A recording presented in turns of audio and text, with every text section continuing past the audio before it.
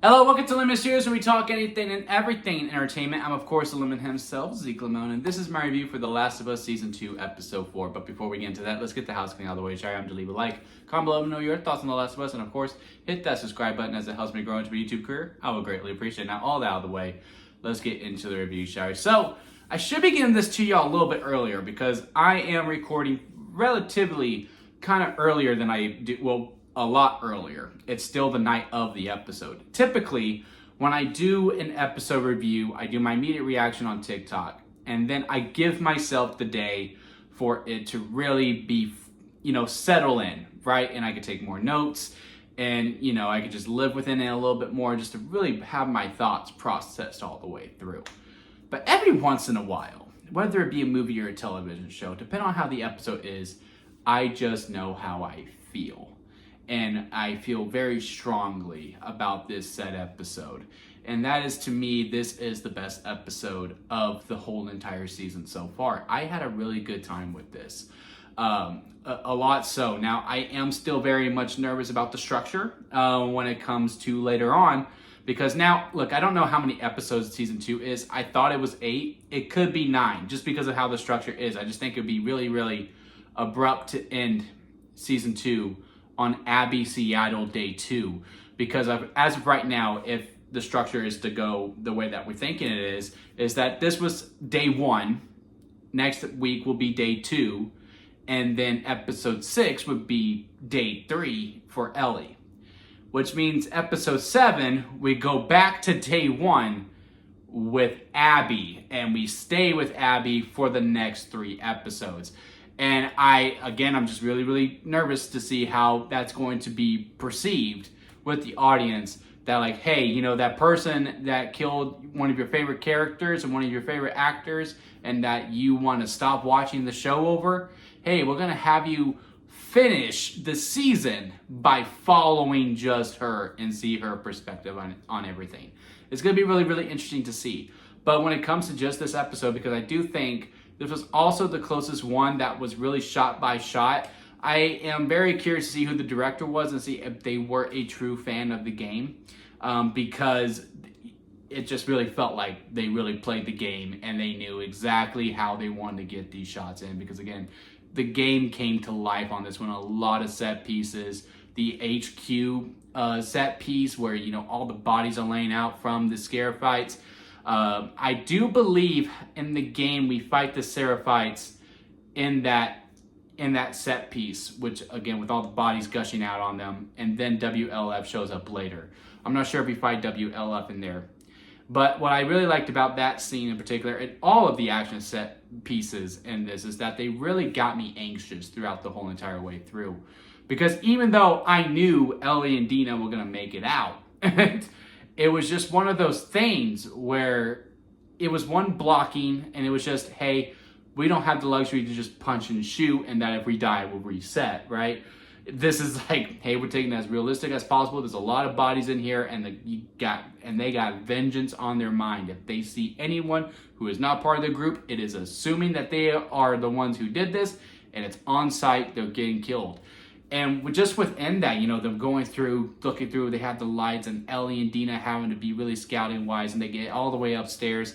Boy, my heart was pounding, and I was with them. And then when we get into the subway station, and then all the infected come out, which, God, man, it feels so good to feel the infected be more of a threat throughout.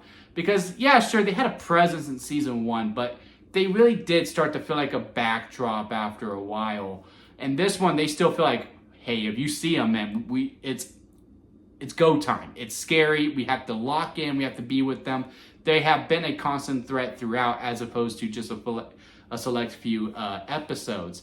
So that scene was really good. And I think it was the blocking of Dina always being behind Ellie is what really got me. I'm like, Ellie, why are you having Dina behind you? You have her in front. You're the one who's immune. And sure enough, that's how we get the bite scene. And within the game, it's all about, they have to wear the mask, right? Because spores, yeah, that's it. The spores were coming out, and if they wear the mask, and if it gets into their system, and then they get infected that way. It's not just about being a bite. So with you not having the mask in this episode, you had to find another way for this whole confrontation to happen. And when we get to that end scene in the theater, well, not the end scene, but like it was the last scene, because the next part is just setting up for the next episode, where Dina's like, I have to kill you now. Don't make this harder than it has to be. No, I'm immune. I promise I'm immune. You can keep that gun pointing on me all night. I am not going to turn. I will wake up and I'm still the same. And that build up, I'm pregnant. What? And then, they kiss and they do what they do. It was very, very beautiful, because it was so set up beautifully within the Take On Me scene early on. It's one of the best scenes in the game, is the Take On Me scene. But I do feel like, and please don't come at me, but I do think the Take On Me scene had more impact within the show as opposed to the game. Let me explain. I already hear keyboards. What I mean is that in the game, Dina and Ellie are already an item. They've already established, hey, we're together. And I think we already know Dina is pregnant by that point. No, we find out in the theater. So we don't find out that Dina's pregnant, but they are already a couple.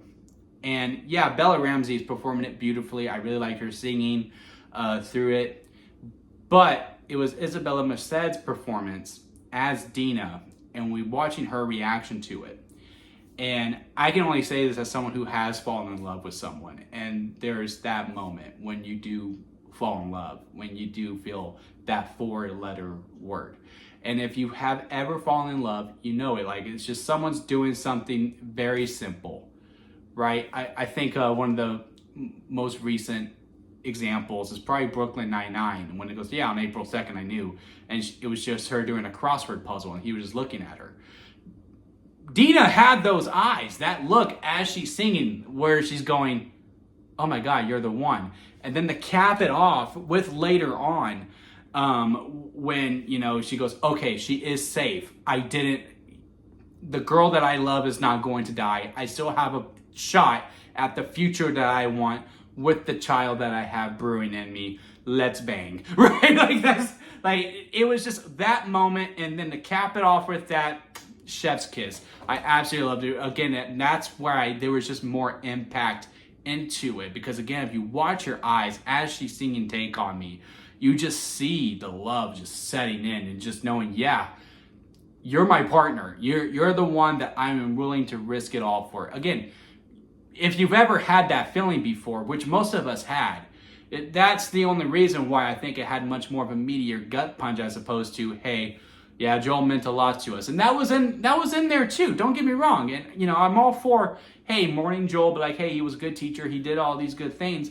But man, to really establish the love connection that these two had, especially after the uncalled for outrage to me last week over her saying that she wasn't gay. That's what I said in my last week's episode. Like, look, just because she's not gay doesn't mean she's not bi. Those are two completely different things. And, then their conversation after, pillow talk, going, look, I told my mom I like girls and guys. She goes, no, you like guys. And then she just rolled her eyes. But no, she always liked both. And now here we are. That scene was so good too. And now they go off on their journey. And, Ellie going, no, it's all different now. And Dina's like, no, we do this together. Which, yeah, because we don't know how far along she is. She took pregnancy tests, which, granted, I don't know how fully work. Like, do pregnancy tests expire? Like, it's been a long time since we made some pregnancy tests. I don't know how accurate that would be, but clearly, in the game she's pregnant, so therefore she's going to be pregnant here as well. But yeah, that was a nice scene as well, especially with Ellie calling out. She goes, well, it's been a while. Are we sure this works? And then she shows 6 more. Like, well, I guess it is what it is. And now oh yeah, we're gonna be this 3-person family with Jesse, Ellie, and Dina going into it. So yeah, really, really enjoyed all of that. Enjoyed all of the action set pieces that we did on this. Again, the game came to life. Again, character aspects of it too had a little bit more of a meteor gun punch to me, especially what we did with Isaac. Jeffrey Wright coming back.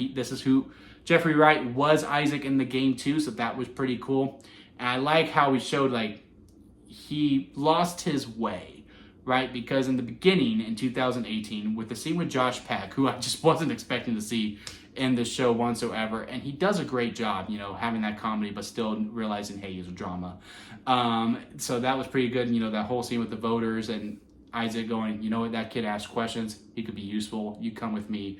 And I was like, well, he's going to take over the WLF, so he's probably going to kill these guys. Yep, sure enough, he did.